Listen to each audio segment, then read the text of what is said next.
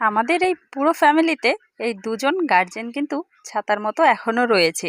সেদিন তোমাদের ছোট দাদুর সাথে পরিচয় করিয়েছিলাম। এই হলো ছোট ঠাকুমা। এই ঠাকুমা কিন্তু একদমই এরকম ছিল না, আগে অনেকটা স্বাস্থ্যবান, অনেক সুন্দর ছিল। এখন বয়সের সঙ্গে সঙ্গে অসুস্থতা ধরে গেছে, তাই কিন্তু এইরকম অবস্থা হয়ে গেছে। আর এই যে দেখো, আমাদের বংশের প্রথম সন্তান, আমাদের পুরো ফ্যামিলির মধ্যে সবার থেকে বড় কিন্তু এই ভাইস্তা। ওকে এখন হোস্টেলে রাখা হয়েছে। তো আমি বলেছিলাম দাদাকে, তাই কিন্তু হোস্টেল থেকে নিয়ে এসেছে একদিনের জন্য, আবারও কিন্তু দিয়ে আসবে সেখানে। তো ভাস্তার সাথে একটু কথা বলছিলাম, সময় কাটাচ্ছিলাম। আর এখন বাইরে থেকে কথাটাও কম বলতে শিখে গেছে। আগে কিন্তু বেশ ভালোই কথা বলতো। তারপরে দেখো, দুপুরবেলা চলে যাচ্ছি ছোট জেঠুর বাড়িতে। সেখানে খাওয়া দাওয়ার আয়োজন রয়েছে। দাদা নাকি বাজার করেছে, রান্না করেছে, তাই আমাদের ফোন করলো যাওয়ার জন্য। সকালে একবার বলেছিলাম যাব না, তারপরে দাদা ফোন করলো, আবার জেঠু আসলো বলার জন্য। আচ্ছা চলো ঠিক আছে যাই। আর এতটা পরিমাণে গরম দিয়েছে, ভালোই লাগছিল না জানো। মাও যাচ্ছিল আমাদের সঙ্গে। মা তো খাবে না, আজ তার মধ্যে একাদশী পড়েছে। মা তো শুধু কাঁচা ফল খেয়েই থাকবে।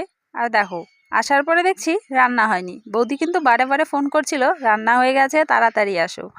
আমার এটা হচ্ছে ছোট জেঠুর ছেলে, ও রান্না করছে। অবশ্য রান্নাটা কিন্তু দারুণ টেস্টি হয়েছিল। এখানে রান্না হচ্ছে মাটন। আর এখানে একাদশীতে জেঠি খাবে কাউনের ভাত। আসামে এটাকে কাউন বলা হয়। আমাদের ওখানে কি বলে সেটা আমি জানি না, কিন্তু আমি ছোট থেকে কাউন নামেই শুনেছি। সেটাই রান্না করেছে, এখন এটা জেঠি খেয়ে নেবে। তারপরে আমরাও বসে পড়লাম খাওয়ার জন্য। এখানে আমি, বাবা, দিদি, ভাস্তা, ভাস্তি সবাই মিলে কিন্তু খেতে বসলাম। জেঠু এখনও স্নান করেনি, জেঠু একটু পরে খাবে। আমাদের যাওয়ার কথা ছিল অন্য আরেকটা জায়গায়। এখানে এই খাওয়া দাওয়ার কথা ভেবেই আর কিন্তু যাওয়া হলো না। কারণ দাদা সকাল থেকে বাজার করে ফেলেছে, এখন যদি না খাই তাহলে জিনিসগুলো নষ্ট হবে। তাই কিন্তু আর যাওয়া হলো না। যাব আগামীকাল। কোথায় যাব সেটা আগামীকালের ব্লগে কিন্তু তোমাদের সাথে আমি শেয়ার করব। চলো, মাটন দিয়ে গরম গরম ভাত কিন্তু জমিয়ে খাওয়া দাওয়া করলাম।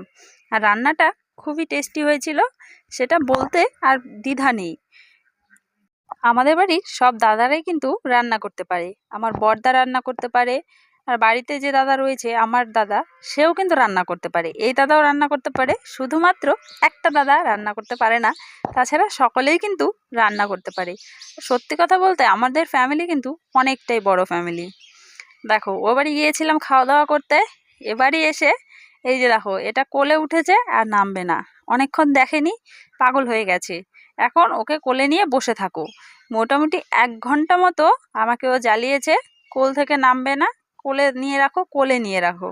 এখন তো বড় হয়েছে, এতটা সময় কি কোলে নেওয়া যায়? আমি বলছিলাম, ওর মা বকছিল, সকলেই বকছিল, কিন্তু উনি কোনোভাবেই কোনো কিছু শুনছে না।